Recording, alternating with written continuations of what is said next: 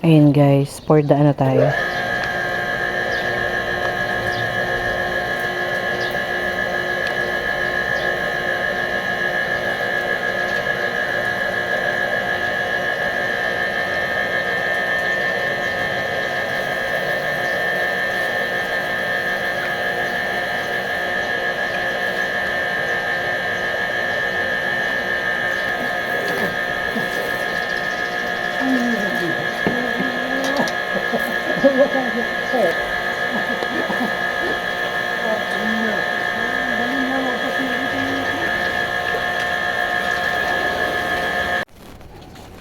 Ayan guys, tayo ay magsasampay nitong ating artificial na dahon dito sa likod ng bahay.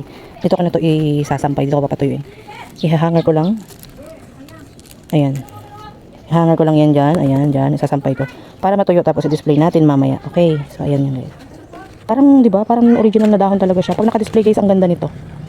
Pan-display. Nilinisan ko na rin yung pinakang, ano niya, base.